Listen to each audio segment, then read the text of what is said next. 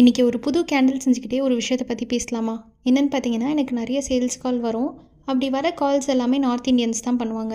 அவங்க கால் எடுத்த உடனே ஹிந்தியில் பேச ஸ்டார்ட் பண்ணிடுவாங்க. நான் அவங்கள ஸ்டாப் பண்ணி தமிழ் ஒரு இங்கிலீஷில் பேசுங்கன்னு சொல்லுவேன். அவங்க உடனே ஐம் நாட் கம்ஃபர்டபுள்னு காலை வச்சுருவாங்க. அப்படி இல்லைனா திரும்பவும் ஓகேன்னு சொல்லிவிட்டு ஹிந்தியில் பேசுவாங்க. எனக்கு இங்கே ப்ராப்ளம் என்னென்னா, அவங்க தமிழ் பேசாதது கிடையாது. பட் ஆனால் ஒரு காமன் லாங்குவேஜாக இருக்கிற இங்கிலீஷை பேசுகிறதுக்குமே அவங்க அவாய்ட் பண்ணுறாங்க. அவங்களுக்கு அது தெரியாதுன்றதை தாண்டி அவங்க அதை பேசுகிறதுக்கே அவாய்ட் பண்ணுறது தான்.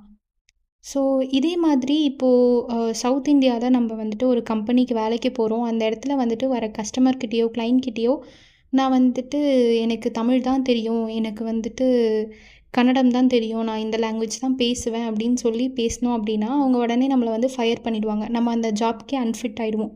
பட் நார்த் இந்தியாவில் இதை ஏன் இன்னும் என்கரேஜ் பண்ணிக்கிட்டு இருக்காங்க?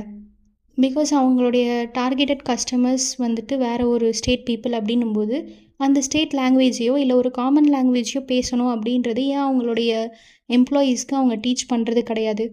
அண்ட் இது நான் எல்லா ஹிந்தி பேசுகிறவங்களையும் சொல்லலை, நார்த் இந்தியன்ஸையுமே நான் டார்கெட் பண்ணி சொல்லலை.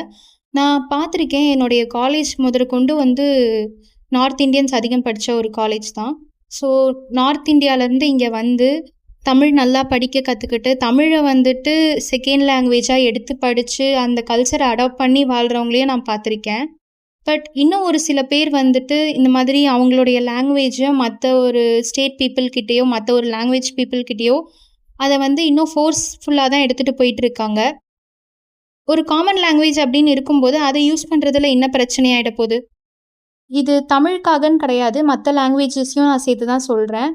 ஸோ இதில் உங்களோட ஒப்பீனியன் என்ன அப்படின்றத கமெண்ட்ஸில் சொல்லுங்கள். அண்ட் இந்த மாதிரி எத்தனை பேர் ஃபேஸ் பண்ணியிருக்கீங்க அப்படின்றதையும் கமெண்ட் செக்ஷனில் ஷேர் பண்ணுங்கள்.